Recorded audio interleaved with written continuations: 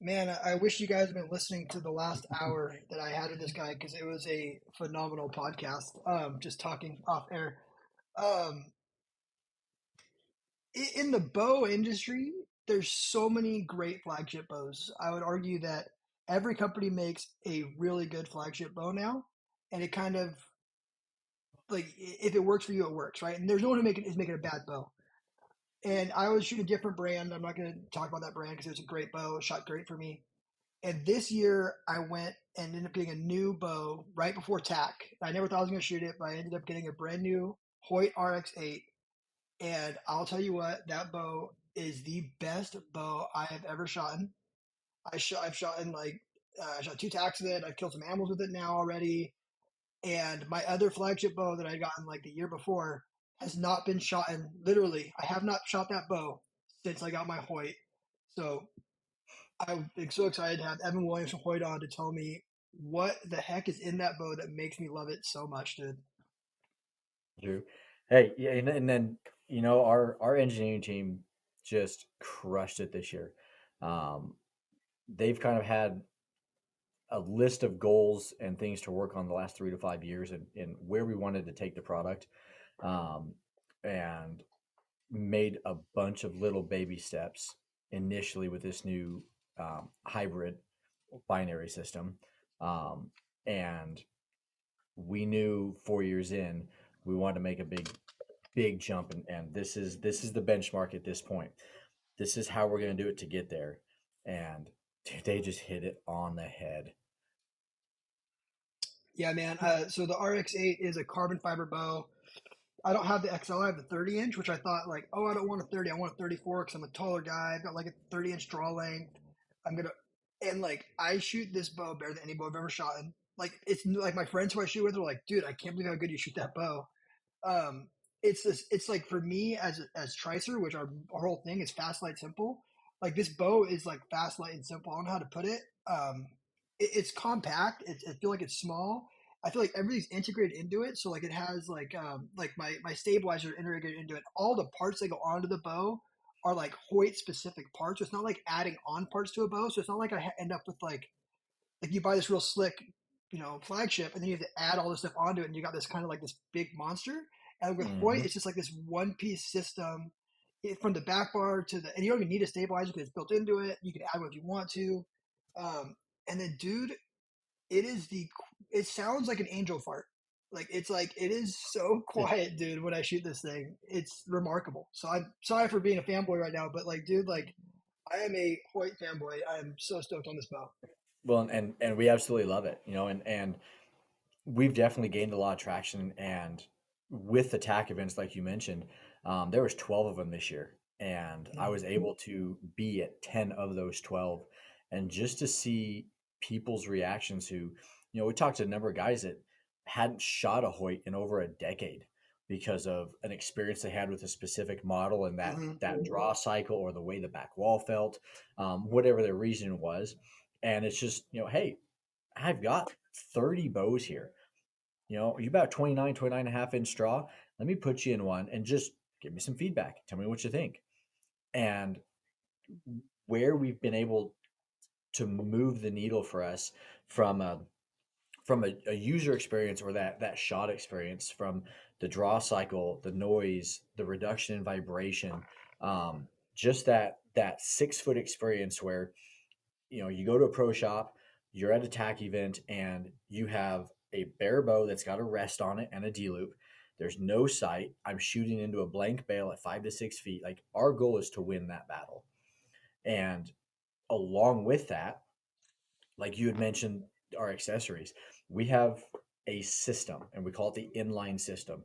And it is specific to the sight mount, the rest integration, the quiver system, our stabilizers, both a front and a back bar system, and even our bow mount, which we call the Go Sticks.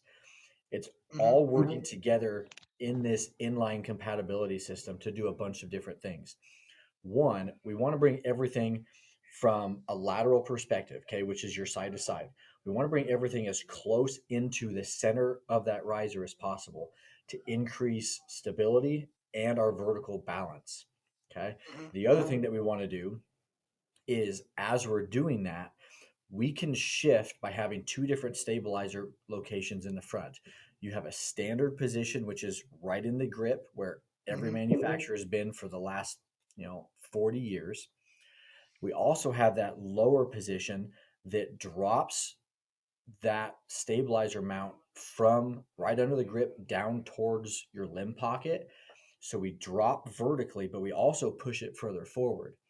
The reason for that is if we can drop that total mass weight farther down, okay, that bow is going to settle quicker. So you get faster time for pin on target. Mm-hmm.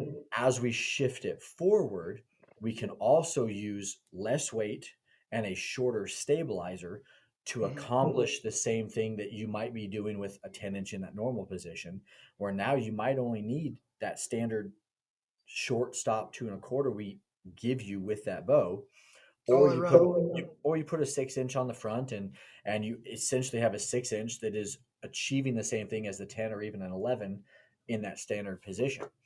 So everything is very, very thought out, right? The quivers, okay, our super light quiver system. We have a standoff that mounts to the riser, and then those quivers are laterally adjustable, so they will move on that standoff left or right, depending on the rest that you use. If you use the QAD integrate, it's a Mm-hmm. dovetail mount that goes right on the back of our riser, so there's nothing on the side of your bow. You lose a little bit of mass weight because you don't have extra mounting pieces. So you reduce that machining material.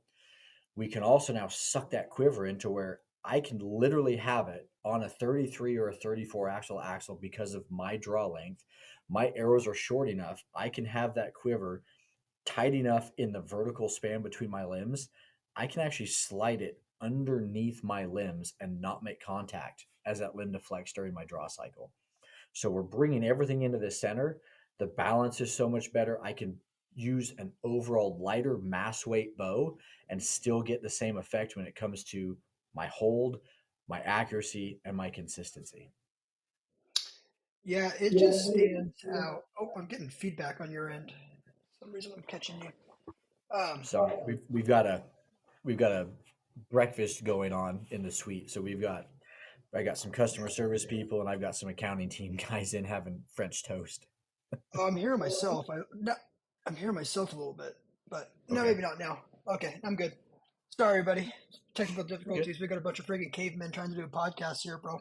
Um, so one of the things that really kind of sold me on the Hoyt is I got a chance to shoot with Josh Jones for MFJJ. We Yeah. got to shoot together. He came out of San Diego. We have a mutual friend, and for one, just shout out to Josh, like the nicest guy in the world. I don't know Hmm. why I like to stereotype him like he was a Mohawk. He's gonna be a dick. Like, dude, this guy fixed like three bows that blew apart at the shoot. Like, just like we'd be Yeah. shooting, he'd be like, "I got it!" Like freaking, like he's like gonna go jumping from a bullet, dude. Just running over to fix someone's It's bow and like helping my it's the kids. it's the tech nature in us. Like Yeah. again, I don't care what bow you shoot. Like if something goes Mm-hmm. wrong, like I want to get you back on that course. I want to get you back shooting. I've gotten to watch Josh at a couple events this year, and he has some of the best interaction from a personality standpoint It's in the industry. un He's He's a the great guy. nicest guy in the world, man. And like I text him a little bit now, and like he just gets back to you, and like he's just such a good dude. So yeah, shout out to him, man, and Podium Archery if you're doing it. But why I brought that up is I'm asking him, we're talking and like Josh, what do you think about the bows this year? And he's like, he named two bows that really made a change. We could all say Matthews, right? So he mentioned Hmm. Matthews and you guys who really made a change like in the industry and like it's noticeably different, right? Yep. Not like, oh, we changed the color of our limb. You know what I mean? Like it's like, Yeah. wow, you went out there and changed it. And I can say with Mhm. that, because I'm running all this like you talked about, I'm running that QAD rest. I mean, I got the whole package. Um, Yep. one of my favorite parts is that stabilizer built into the bottom. And all I run is that 2 incher because it really does just sit down. If that makes any sense, like if you Yep. shoot a bow a lot and you're listening to this, you'll understand. Like your bow it'll just sit down on you, and I'm not having to like there's not much like torquing with my wrist, right? It really stops my Mhm. torquing, which has helped me a lot shooting because I feel like Yep. my stabilizer's in the middle. I still have that weight there, so it can kind of pivot both ways. with that stabilizer on the bottom, it really just sits down and it's good. If I should give you one bad review of your bow, the only bad thing about your bow, and I fixed it, is I love the Ghost Sticks. They're phenomenal. But dude, glue the feet on. So Glue so the we feet on. had I a glued mine on. I glued mine there's on. there's a they're supposed to be. We had an Oh, okay. issue. We had an issue with one of our manufacturing partners, and they literally were not gluing feet on. So when I went to the tax, I had a tub of 60 feet, and I took glue with me because we had a run come in that they didn't glue the feet on, and I knew guys were going to lose them. So took replacement feet and was gluing stuff on for guys. So yeah, if you have ghost sticks, they are supposed to be glued on. If you are losing them, that's not supposed to happen. So let us know. We'll get feed out to you. A little bit of AAE Max Bond or whatever your glue of choice is. Yeah. Run that on that carbon rod and pop them on. So That's all I did. I actually yeah, I lost mine in my. I went to Hawaii a couple weeks ago, and I pulled it out of my. I have that Sitka bag, and I pulled it out, and I'm like, I went to go hunting, and it was no foot. I went yeah. back like that night. It was in my bag. I was like, oh, cool. So I just glued them on. I think I just bought some. Some I don't know replacement what feed or gorilla glue. oh No, I the found the Gorilla foot. Glue. I found the foot in my bag. Like gorilla glue was put on there and glued it on. And I was like, that's weird. And I kind of felt like it should have been glued on. So I'm glad you said that. It's noticed because Mhm. like that's the only real complaint I have. Another really cool thing about that bow, which is like I'm really into fine details, right? Like anyone who knows me knows like I'm a tweaker when it comes to engineering and designing and like just tweaking things to be perfect. You guys added like little bumps on your cams. And that way, when you put your cam in the dirt, like it doesn't get your string all dirty and dirt into your cam. And it's like the most ingenious thing. Is that patented or is that like, Um, because every I've brand should do that if it's not I patented next I year. don't Like, I don't know if there's a patent pending on that or not. And that was one of the big changes between the VTM series with the HBX Pro and the Alpha X series, which is our aluminum and the RX8s. So we designed the 2023 series bows. We knew in the back of our minds we were working on a bipod, but we didn't change the HBX Pro cam from 2022 to 2023. It carried from the Ventum Pro over to the VTM series. So when we released the original Go Sticks, it was after the launch, and without having that cam change, that didn't get that update. So we launched the Go Sticks knowing we needed this product in the market, and we're already in the works on redesigning the Pro Cam to what it is now on the Exact, and already had that bump on it, knowing we're going to get feedback on this. Guys aren't going to like it because their cams are in the dirt, but we aren't making a change to that part of the bow and the product for this generation. We know it's coming on the next one. So, there's a lot of guys that have VTMs asking if they can, retrofit exact cams and stuff on it because they want to have that feature. But one of the things to combat that is on those Go Sticks, you have four positions. So you can run it up and straight in line with that stabilizer. You have a front down position, which we call cam stand. We have a like 45-ish degree angle back that we call the tripod position. And then you can run it all the way back and in line with your quiver gripper. And that's for storage or transportation. If you run it in that back position that we call tripod, if you're running a 6-inch, an 8-inch, or a 10-inch stabilizer in front in that lower position, you can actually tip that bow forward so you're yeah, resting on the go sticks in the stabilizer, and now your cam is out of the dirt. So again, we knew as this process went along that we were going to have engineering pieces and concepts to the go sticks specifically for previous model generations that can take the go sticks but didn't have that nipple bump, whatever you want to call it. We've got some other fun phrases for it here in the office, but yeah. It's just a dude. I'm getting feedback on here, and I can hear myself a little bit.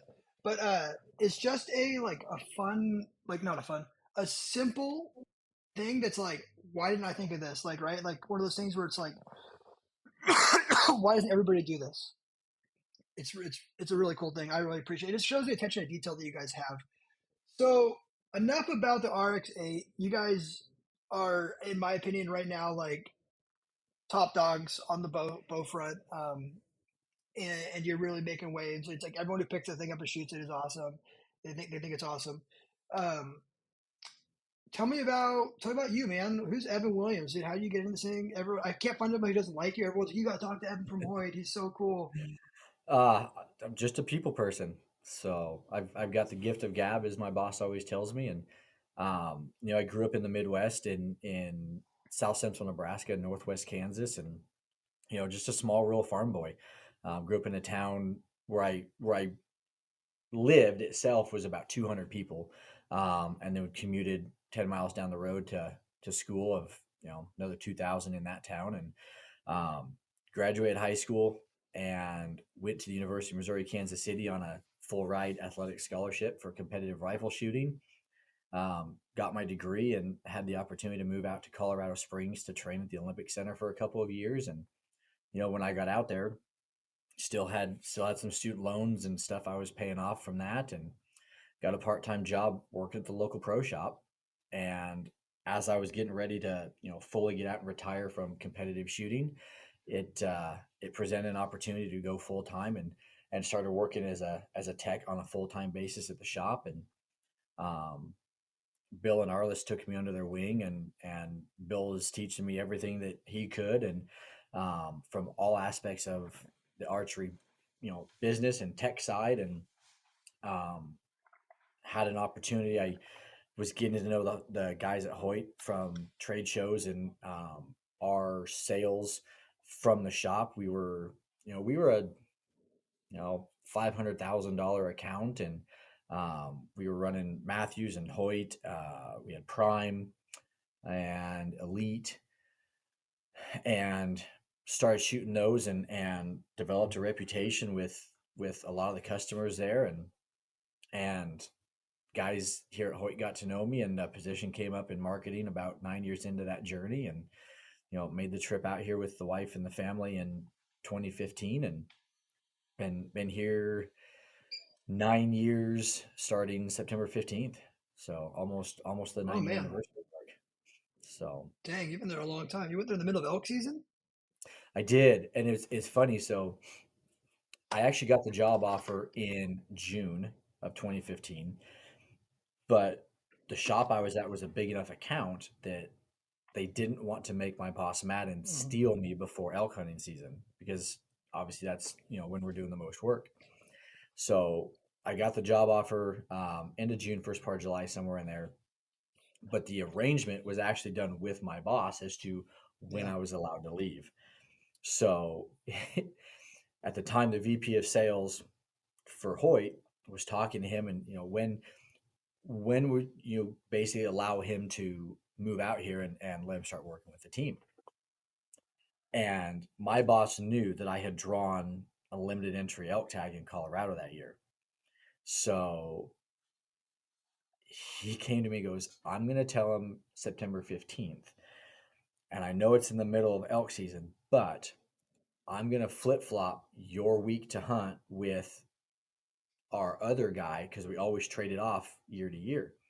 He goes, so I'll have you, if you want to, you'll work the first week, and then you'll get the second week of season to go hunt your elk tag in that pre-rut phase, and it should be a better week, and then you'll basically have to go right out there. So my boss at the pro shop arranged it where I got a better week to do my elk hunt right before I came out to work for Hoyt. And a couple of things on that. One, if you're an entrepreneur and you want to take someone, especially from a friend, the way Hoyt handled this is very good. Like in my old business, I had friends like come in and like steal my employees. And it's like, oh, they were disgruntled or whatever. Like, dude, it is so much more professional to call someone and be like, hey, this is what's going on. Like, I have a friend. I had this conversation yesterday. Like 4 years ago, one of his welders wanted, and it's a welder that it's his brother-in-law. He's in school, but he wants a trade. And I said, well, man, I could get him into a trade. And I was telling someone that I can help him get a career, and make good money, get an apprenticeship with the union. And but I said, you know what, I'm going to call this guy first. So I called him and said, hey man, your brother-in-law's looking for work. Can I do this? And he's like, dude, that would kill me right now. And I Mm-hmm. didn't do it. right? And it's like, I know this is kind of off topic of bows and everything, but like, it's so important as entrepreneurs not to go and like, when you start poaching people like that and not, it's a lot cleaner way to do it. If it's somebody you like, if you know what I mean, like sometimes again, you have to do it, but like taking someone because you think you have a better gig for somebody is not a clean way to do something because you could be, especially on a Yeah. small bow shop, really hurting Mhm. it because you're Hoyt, which I mean, like no offense to Evan, Hoyt would have made it without you for 3 months. Yeah, Your Colorado absolutely. Springs archery shop would have been like spinning, and the owner would have been in there until midnight every night fletching arrows. Yep. You know, Yep. And and again, it was, in that shop there was two of us full time techs. We had the owner, who was a full time firefighter at the time, so he was coming in maybe 1 to 3 days a week, kind of in the evenings, helping out, busy part of the season. And then we had a couple other firefighters that, when we really got bogged down, the main tech and I would literally be in the shop just working on bows, and those guys were up front dealing with the customers, just so we could rip through bows quicker. It was a very, very small shop, just like, most of these pro shops where you've got two, maybe three key employees that you're running all of your business around. Um, and even before they made the offer to have me come out and interview, they were talking to him just to make sure, like, is it okay if we have this interview? Because if it leads to something, then like we don't want to Mhm. upset you. So just like with you, where you went to somebody first, it's going to wreck me. That's it. We're not taking this any farther. And yeah, they went through the right process to do that. So it'll strengthen your relationship. It's like one of those things I tell people all the time. Even like if you have something go wrong, if you approach it the right way, it could really actually strengthen. Probably strengthen the relationship between Hoyt and this shop.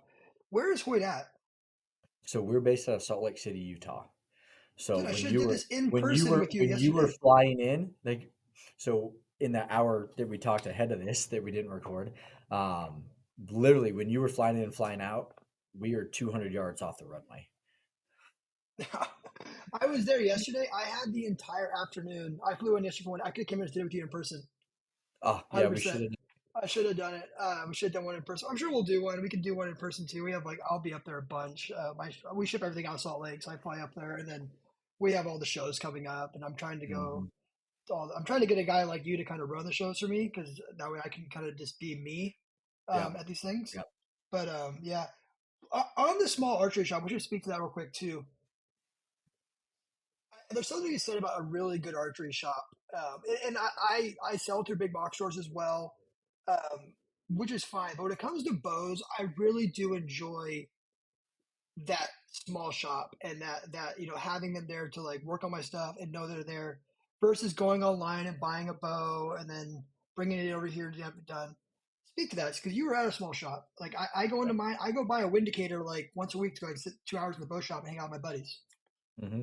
And and it's so much more of a fun environment, not only to be in as a consumer, but to work in as an employee. You know the owner, you know the family. Bill and Arliss, for me, like, Bill is like a second father. Um, there was some rough times as I was transitioning between, getting out of shooting and all that, where the house I was staying in, we had five total roommates. All of us were athletes at the Olympic Training Center, and I went on a trip with the team, and I came back, and we had a cyclist, we had two weightlifters, and then a pistol shooter, and then myself. And I went on a rifle trip with the team, came back. The pistol shooter was in the Marine Corps, was on a WCAT program, which is a world class athlete program. And literally, I didn't know that weekend he was finishing his 2 year rotation as a shooter and was going back into his duty station. So I came back, he's gone. The entire house is packed up. The weightlifters and the cyclists had all moved out that weekend because stuff had blown up, and the owners decided to sell the house just like that. And so I come back from a trip, all my stuff is boxed up, everybody else is out of the house, and I literally am sitting there 5 hours from where I grew up. I had only been in town about 3 months, and I didn't have a place to stay. So, in the shop, we had a loft where we had all of our storage. I threw a cot up there and was sleeping in the shop, and they didn't know it. for a while. And when he found out, he goes, "This is not gonna happen. Like, if something happens, like I don't want you to get hurt. It's not that I don't trust you, but there's better situations." And they literally took me in and brought me into their house, and I'm staying with them, working for them now full time, while they are trying to go through their channels and introduce me to people to potentially find a new place to stay. So, like, owe so much to those guys. And it's a small business. There's 5 to 6 employees. You're working with their family members. So you are not only supporting a small business, but you're supporting a family. So there's just like I've got nothing but volumes to speak on small businesses, archery pro shops, and that's really what I love the most about Hoyt and our business model is our bows are direct to a pro shop. You cannot buy our bows online. You can get shirts, you can get hats and the soft goods, you can get some accessories. Um, but because of the technicality of the bows and us wanting to support small and local businesses in your areas, we're in a pro shop. That's the only place you're going to find us, other than some key shields here and there that don't have a pro shop in the area. And honestly, it's enjoyable to go get a bow set up by a bow shop and get it done there and talk to somebody. It's almost like one of the last. It's like one of the last things you could do it with. Like Mm-hmm. everything's gone online, everything's done. I mean, I guess I had some gun shops to go hang out into local. They like I went to sat in the back of the owner for a couple hours the other day, just talking to him, he's building me a gun. That's kind of fun too. But like with a bow, like it's so much more technical than a gun. I mean, Yeah. well, a gun, you put a bolt in and you should pull the trigger, right? You put a scope on it. I Mhm. mean, there's some stuff there, unless you're building a custom rifle, right? But with a bow, like you go buy a bow, you can't just go buy a Ruger and like put a scope on it. Like it's like Right. it has to be set up specifically to you. It's such a catered thing, right? I guess it's like the dude's way of like going to the salon or something. You know what I mean? Oh, Like 100%.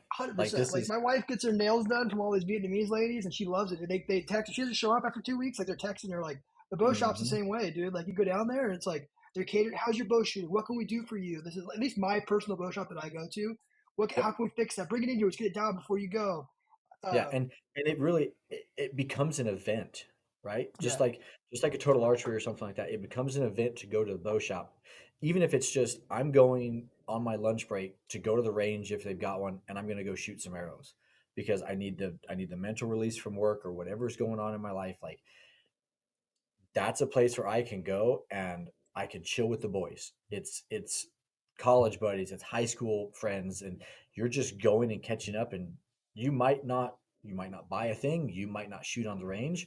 You're just going and chatting and having a conversation with some good guys that have become great friends. Yeah, man, for sure. Let's speak to the total archery stuff because I got to shoot two of them this year. We had a booth at one. Next year we're gonna have a booth at four. You're trying to talk me into a fifth. hmm I'm still debating if I want to fly to the East Coast for an event. Uh, those are really fun, man, and I think it's a great way for people to, for one, to have a hunting experience, right, and hmm shoot, right? Especially if you're trying to get into hunting, you're gonna get to meet people. And honestly, most time, like with me, I'm so busy, like I just kind of pick up a time and I'll go shoot with anybody. You know, I just Yeah, meet guys, and like I dropped it. I had a couple of groups I shot with, but then a few of the days I would just be like, just pick it up and go find somebody and shoot with them and have a good time. It's just like I tell people all the time that 3D archery is like golf but not gay. it's exactly that is exactly what I relate it to. Like a total archery event is literally the golf for the guys that don't want to go swing a club around, and we'll It's just like put it right. it's golf. It's I mean like don't, I mean, it's golf, but like you can like talk crap to each other and talk in their backswing, and you're like doing stupid crap. Like we always, whenever I shoot 30 archery, we're always like up in the ante. Like oh, like we got to one point we were like 1 foot on a log, a rolling log this year, shooting all of us because it's like it's kind of a pissing match, right? It's kind of like you're having fun. It, Well, it, and you can put dinner on the line. You can do a buck a point. You can. There's so many things you can do um, with it in your group of guys. And you know, I got to shoot a couple actual courses with some buddies, depending on the event I was at. And I take a little diaphragm call with me. And if we've got a buck a point on the table, or if we're shooting for dinner, man, I'll get up there and let them get to full draw, and right as I see that pressure change on a finger, or I see them start pulling through their release, let out a bugle. Here we go.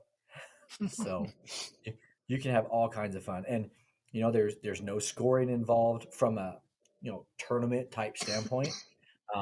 If you're out there to work on a hunting setup, man, shoot those targets for vitals. Don't shoot for scoring rings.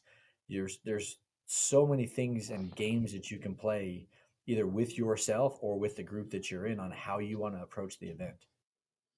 Yeah, and it's like we don't really keep score often. I'll keep score sometimes locally. Like I have an app that'll do it, right? So Hmm. it's pretty fun. So you can keep scores as groups, and you can kind of like talk crap like as a group. Like it'll score like leaderboard kind of as you do it. Okay. I think it's Yep. like $10, and that's a fun way to do it because everyone's in their pocket. You can't be as honest too.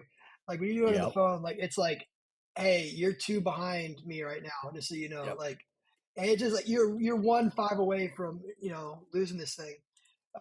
I definitely can say what kills me is the misses, dude. The misses are what kill your score whenever you do that. It's just like, Oh, you're not supposed to miss. What are you I'm supposed missing to miss, for? dude. Dude, it's that that Hoyt, that bro. that hundred and how about the last event we had in it was the Louisville event. The last shot on one of the courses was like 100 and I think the guy hit it 132 yards on his rangefinder on a moose.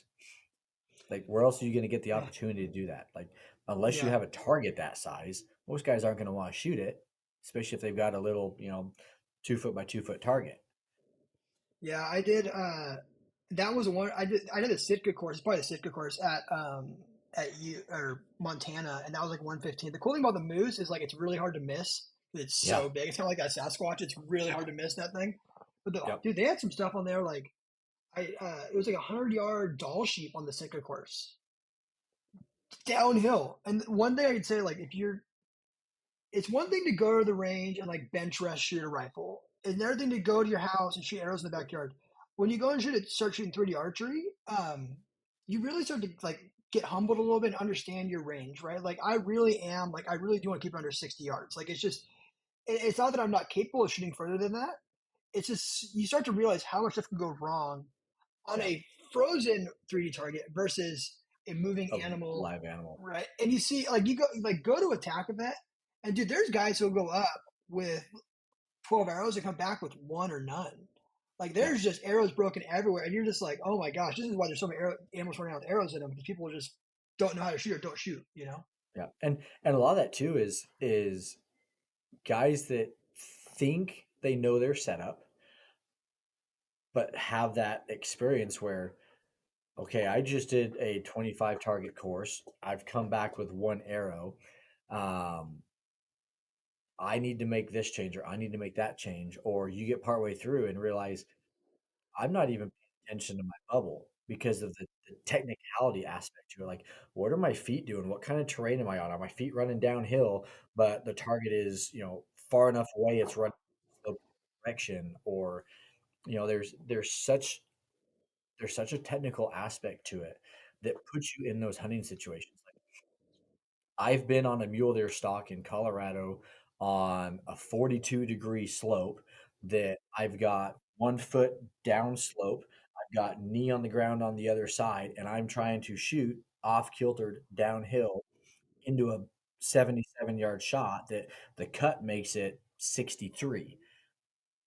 Like there's no other place other than hunting to get that other than going to a tack event and being in those situations where you can test not only yourself but your equipment. Is this really built and set up the way I need it to and want it to be successful in the field? Yeah, 100%. And most of you guys too, like I don't only shoot tax, right? So we have like a 3D shoot at our local rod and gun club every month, like the first Sunday of the month. And it's nothing like a tack. I mean, it's like we walk Mm. on, there's like it's pretty flat. I mean, there's some little hills involved. There's some technical stuff. There's some bushes and stuff. You gotta shoot over trees. But like I think 3D archery for hunters is very important. Yep. Very important. Honestly, the guy I'm taking hunting with me this weekend, I ran into him at a 3D shoot locally here, and he was like using my stuff, and I was like, "Oh, what's up, man?" Like, and then we started shooting together, and now he's like, "Dude, me and him hang out all the time." Shout out Joey, dude. We're going elk hunting together, and we're gonna go to Arizona together and hunt deer this year. Like, it's just like those three, it's super good way to meet dudes and just have a Yep. good time, man. And so, and you really do get the perspective, like a better perspective on how you shoot and to prepare for those hunts. I love doing it. I think it's an important way to learn. I'll also say too, like if you want access to brands, like tack is probably the best way to do it. Yeah. Like bigger, better 100. than the shows, better than like tack is such like a late. It's almost like a festival style. You know what I mean? Like if you go to tack, you're gonna come and sit down in my tent with me and just hang out with me. You know what I mean? Like Mm-hmm. obviously I'm not a big deal, but like you said, like go hunts there. You're sitting down with Trail. They're more important than me, right? Yeah. You have Trail or Lorenzo, or Paul, and you're sitting down and hanging out with those guys or Yeah. Montana We Knife can, Company. yeah, sit there and stare at Brady all day long. Yeah, yeah, dude. And it's like you get to go and like really to see these brands and know these brands. It's just a really cool event. I highly recommend doing it. It is an event. It's not a like.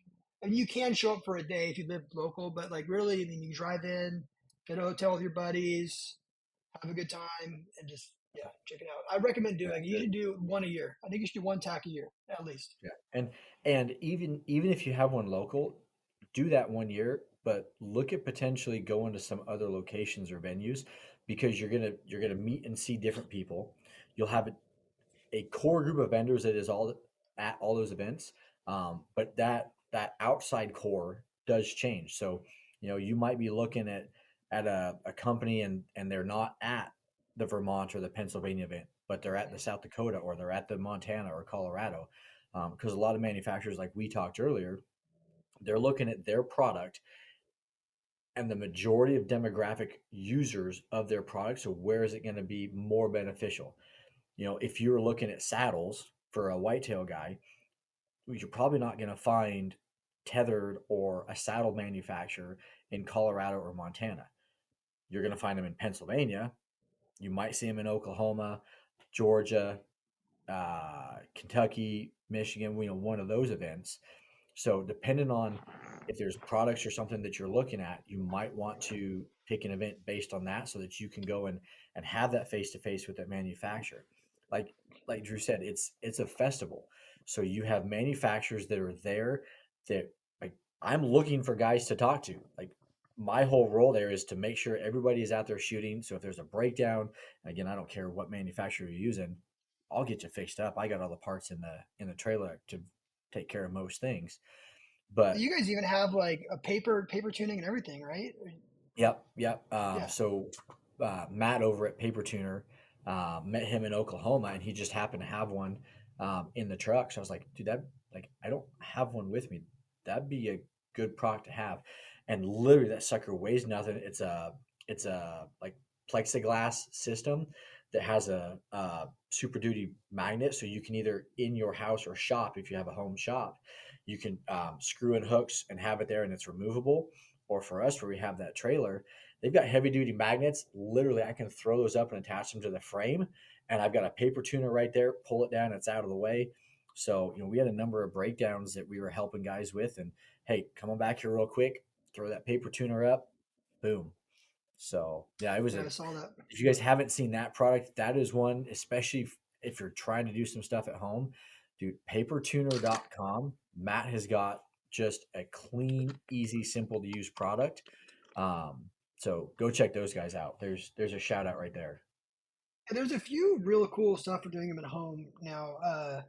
And also that freaking arrow cutter saw too is really Ooh, bitching. the mod saw guys. Mod saw. I need to get one. My buddy has. The problem is my buddy has one, and so he always cuts my arrows for me. And then I'm like, oh, what do I need to get one Do for?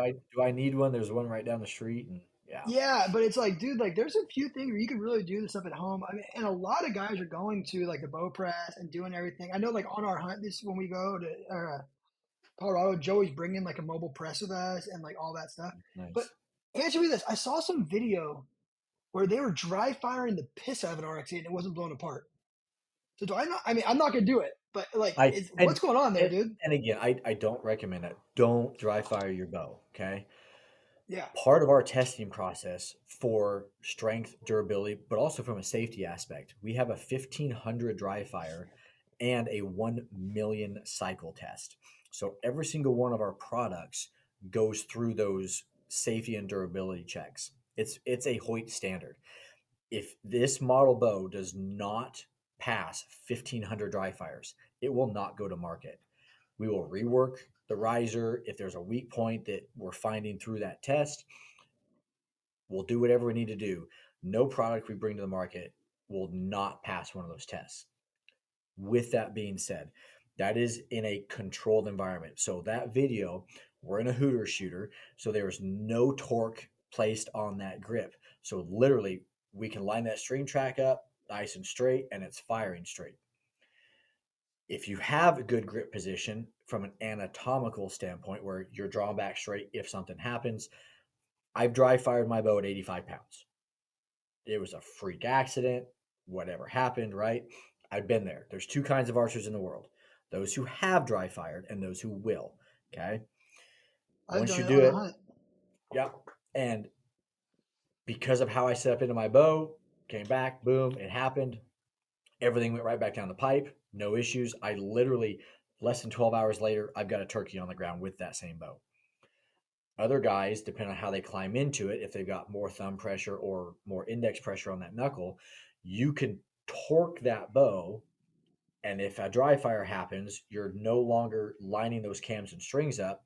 You're Yeah. essentially kind of doing this. So now your string's not tracking. You can jump the track and have essentially that go into a derailment situation, where your dry fire is not in the track. It goes on your axle. Um, so that can lead to some string damage, things like that. But we design it to survive those. So depending on torque and the specific situation.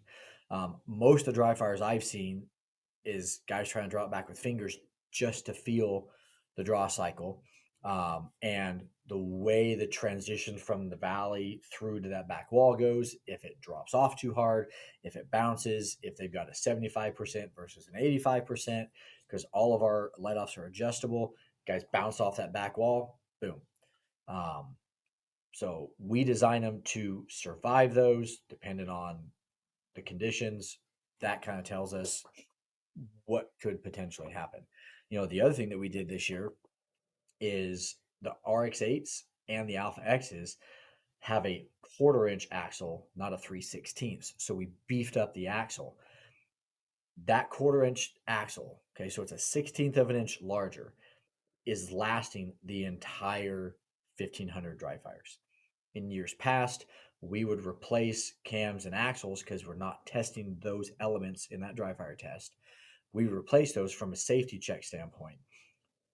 This year, they went the whole way through. Cams and the axles. Axles, yeah, Wow, yeah, that's impressive, dude.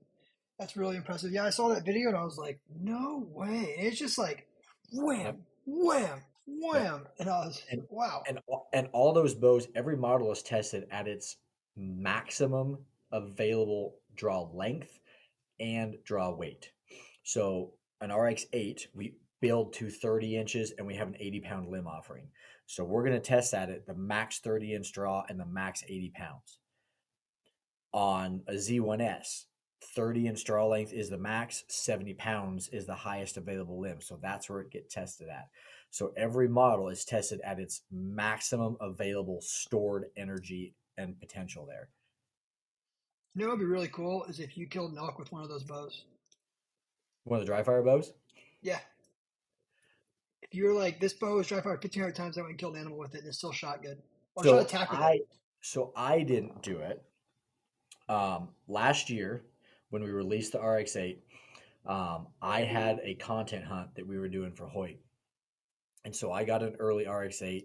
And then Danny Ferris, who co hosts our bow hunting podcast with me, had another content hunt that he was doing as well. But we both had antelope tags, mine in Utah and his in Colorado, before our hunts.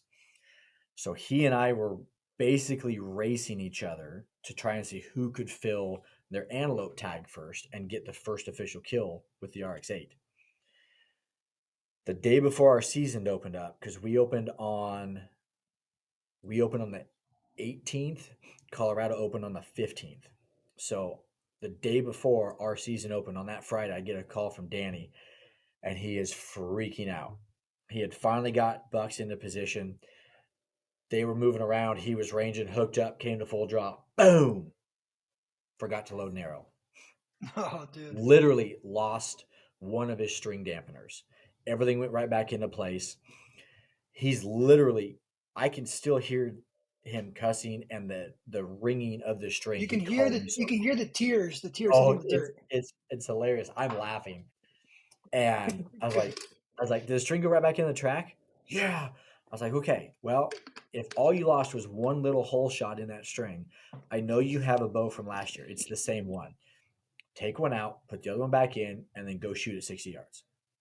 So literally, he gets back to the house, puts his bow in the press, grabs another hole shot, puts it in, drops out to 60 yards, and is just dropping dimes.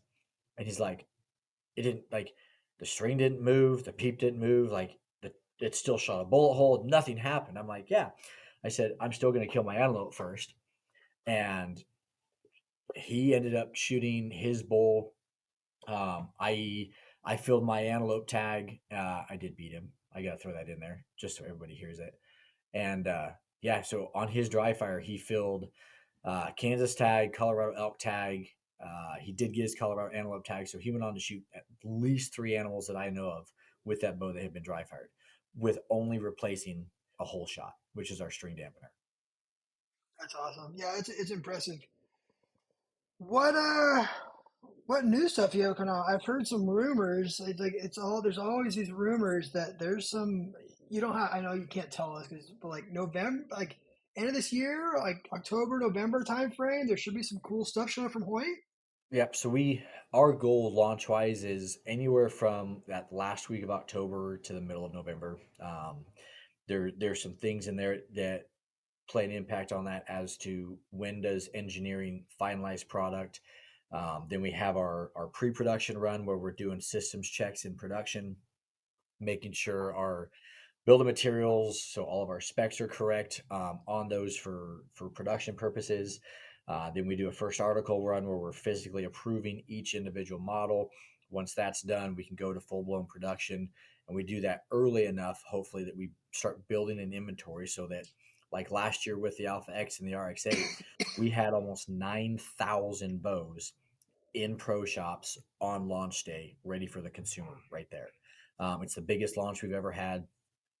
So engineering got stuff done so early, we were able to really ramp up production and get that going. So that time frame usually allows us to do that when we go into that last week of October, middle of November time frame.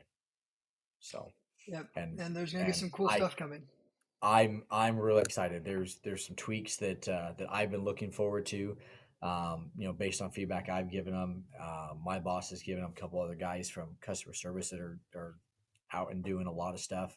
But truly, like our engineering team, we pride ourselves in hiring what we call archineers, where you know we are hiring bow hunters and fanatical diehard bow hunters that went to school and got an engineering degree. you know, I think the coolest thing is I got to do a hunt with one of our engineers, Daniel and Salmo, last year up in Idaho. And Daniel's a local Utah boy, grew up down south where I had my antelope tag this last year, and went to school to get an engineering degree. And his last semester at school just happened to be scrolling through the Hoyt website. He wanted to be in the industry and was finalizing his degree and saw an engineering position come up, and while he's still in school, gets an interview, gets a job offer. So literally, he's going straight from school into the Hoyt engineering team. And Daniel's been here. I think he's getting close to the 20-year mark. I think he's at 18. And That's whole Dan. Daniel and Selmo, Okay. and just call him the Muley King. Like, there's a lot of guys that shoot some really good muleys, but his buck last year, he just slammed it. 243-inch non-typical mule deer. Dude, I just had a guy on from Colorado who shot a 200 the last 3 years in a row, and two of them were on private. Like he buys tags over there, right? Mhm.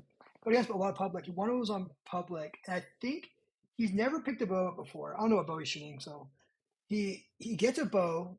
He's had it for 2 weeks. Passes a 180. It's on public. Ends up shooting like a 237, dude, on public land. His first archery kill ever is a buck that you would retire on, dude. Yep. I'll send you a picture of this buck. It's a good pod. He owns West Elk Precision. It's like a rifle company over there in Colorado. And So he's down in that Hotchkiss Delta area. he's right by West. Apparently, the West Elk Mountains are right there, so he lives right there his whole life. Yep. So it's called West Elk Precision. But dude, the guy like picks up a bow and shoots a 237. It's like he's literally 3 200s in a row, dude. That's awesome. Which, and especially like you talk to guys, and Colorado's one of those states. If you want an opportunity to 200-inch mule deer, like close your eyes and just put your finger on a map and hunt Yep. around there. You know, any unit at any time, any place can produce an animal like that. Numbers are down, but it's incredible when those deers pop up. Like, this buck, there's another guy that has known about him and is planned on actually drawing the tag this year that Daniel ran into, and he's got I think 4 years worth of pictures of this buck, and he's got a set of sheds off of him, and just basically had what I call the whitetail history, right? Because you don't typically see that with muleys, and just Joker put on over 20 inches and just blew up. So you never know when, you never know where. The biologist in the area didn't even know about this deer. Awesome. What tags you got this year, dude? It's elk season. I'm leaving tomorrow for Colorado. What tags you got? When are you going elk hunting? I leave tonight. My hunting partner gets in from Pennsylvania about 10 o'clock tonight. We're gonna do a Utah General. We'll have a week on that hunt. I'll be back a week, and then the evening of September 16th, my wife and I are gonna take off to Alberta, and we have moose tags. So we're gonna run up on a moose hunt. I've got a good buddy that we've been trying to go up and hunt with for the last couple of years, and he's got an outfitting business and had a free week that he couldn't get filled, and he called me and said, "Hey, we got this week available. You still want to do it?" So took him up on that. We're going to be up with them in the pre-rut, and then I've got a Kansas tag in my pocket, but I've got a lot of real good buddies also that have that same tag, and my daughter wants to fill the tag, so I will probably be a little more guiding than hunting on that Kansas tag this year. But Archery or rifle? oh, archery, yeah, yeah. Oh, So good for her. try and get my daughter her first bow kill, and my niece her first bow kill, and then I've got a real good buddy that used to work with us here at Hoyt. He was our photographer and video guy, and got him on a good buck 2 years ago out there, and missed him twice, and just got the itch to do more whitetail stuff, and pull that tag again this year. And I actually saw that buck last year and passed him because I recognized him. I was like, I'm not going to shoot this deer because you're going to draw the tag next year. He's going to be a year older, and we're going to target this one buck. So Yeah, I've never done it. Tethered sent me like a full. I mean, I have like every tethered item you can imagine, and I've tree saddled a little bit here, like not hunting, just like trying it. It kind of scares the hell out of me. I'm trying to learn how to do it. Practice. move slow and lots of practice. Like, again, it's weird because I tell guys like I grew up in Northwest Kansas, so like, oh, you must love whitetail hunting. No, I don't. It's for me, it's an acquired taste. I grew up on the border where I was far enough west. I was in some really really good mule deer growing up, and we had moved to Kansas out of Nebraska, and I remember the first hunting season we were back. I was in fifth grade, and I was walking from home, and I knew mom and dad were going out opening day, and so we're walking back from school, and I see dad's truck in the driveway, and it was in tailgate first, and dad never backed into the driveway, so I knew they got something.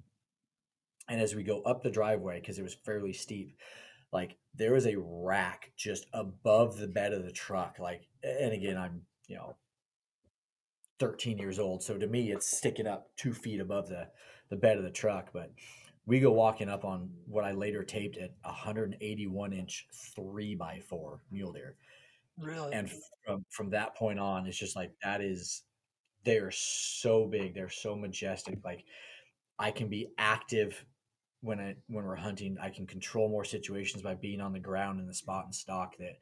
That everything I did from an athletic standpoint was very centered, very calm, very slow and methodical. And so when I hunt, I am completely the opposite. I want to run and gun. I want to be in charge. I want to Me be able to too. I want to do when I want to do it. And honestly, like that is the saddle hunting is really what has spurred more of that fuel for me to hunt whitetail because I can now be more mobile. I can be more aggressive. I can push some boundaries as to, I think I want to slide in here a little bit more. Or um, I was hunting last year and I'm horrible at picking spots and thought I was in a good pinch point on a travel corridor. And everything I was seeing was about 100 yards further out. And so, literally, in the middle of a hunt, tether down, pull all my stuff, slide in another 80 yards, saddle back up. An hour later, here comes one of the bucks that I knew was in the area. Boom, tag filled. And literally, that being mobile and having that ability to make a quick, okay, I'm going to be down out of this tree in 10 minutes. I'm going to slide in. I'm going to be up in another 10 minutes. And, 30 minutes, and I've completely moved trees and changed everything about this hunt and the environment I'm going to put myself into. So, and for me, with having 4 kids, I feel much safer in a saddle because I'm connected to that tree from the ground all the way up and all the way back down. And if I need or feel the need to, I can not only have my tether attached, but I can keep my lineman belt attached. So I've got 2 points of contact. That'll just limit my range and abilities, but I gain in that mental safety aspect of I'm not going anywhere because of my attachment to the tree. Yeah, I know that my buddy's bringing his to Colorado. I might bring mine. I think I'm going to, but probably I have a filmer with me, so I can't. It's gonna be hard to film if he doesn't have a tree saddle. Yeah, I think on these over-the-counter archery hunts, it could be a real advantageous way to do it. It's been really hot over there, no rain, no Yeah, weather. find So find sitting some of these, some little wallow and just finding some something. wallows could be a really good. I mean, getting up in a tree saddle, it could be a really good way to kill an elk. So Yeah. I know my buddy's gonna Well, bring his, and I told him like I think it could be a really good way to kill him. And I know I have a few friends who've killed like one guy's killed like 5 elk out of a tree stand. mhm. So Dude, it's a very uncommon but extremely successful way, especially early. If you have an area where there's a wallow here and it's been hot and it's been dry, they're going to consistently be there. And if you want to do that, again from a weight standpoint, you know, go with the Lockdown SD, which is the slim down version, and go with a one stick, have an aider on it, and instead of using a lineman's belt, just use your tree tether and one stick up. 3 moves, you're going to be up there, and you're talking. I think the Predator platform is 2 pounds. The carbon version is the same weight but a larger platform. A one stick is 1 pound. You put a Am Steel aider on it that weighs 2 ounces. Like that whole kit to be able to do that, what 5 pounds, and you're wearing your saddle, which is another two. So you're only packing in 3 pounds worth of gear. Easy. yeah, yeah, it's definitely a way. I think he's gonna bring his. I told him it'd be a good way for him to get up in the saddle. I know I told him like I'm gonna be filming, so we're probably gonna separate a lot. I'm like, if we get you up in the saddle over to some of these wallows, um, it's a great way if you have the mindset to do it. I mean, that's the thing for me. It's like I hate blinds. I hate everything about it. I'm too much of a tweaker. I want to be mobile. I want to be glassing. I want to be trying to make something happen rather Hmm. than letting it happen. But honestly, it's probably almost. I bet you more people would be more successful if they let it happen than trying to make it happen. To be honest, if Yeah. we're being honest with ourselves, it's just not as Yeah. fun for me. Yeah, and again, it's bit me more often than not being overly aggressive and trying to make something happen. Um, but when you push those boundaries and you get aggressive and it works out, you're like, yes, like that's exactly how I want it to go, and I made this work. You start forgetting about the 20 failed stocks because you got aggressive. That one worked, and it hooks you. Now you throw a decoy in on top of that, ooh, there's a game changer. Really? Hmm. Yeah, we'll see how it goes over here. I mean, like I said, we're gonna be gone for tomorrow's the 31st. I think season opens on the 2nd over there in Colorado. So I'm planning on hunting through the 12th. I gotta be back by the 13th. So if I have to, I'll hunt all the way up and I'll drive 16 hours through the night to get my buddy back for it. Yeah. I don't have to be My back, but he needs to be back. yeah, my experience in Colorado, 10th, 11th, 12th.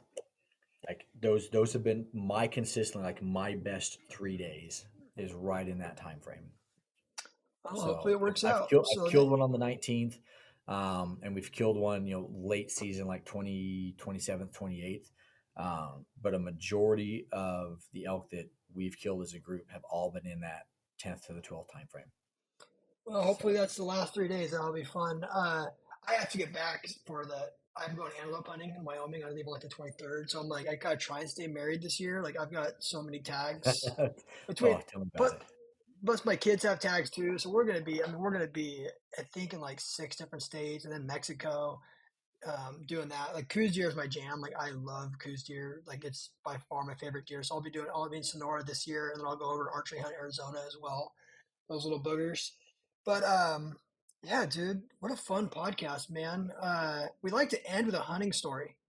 So don't put me on the spot. It doesn't have to be like just a hunting story. Just a campfire story, dude. I know you like to talk, so Yeah, more than anything, or anyone most days.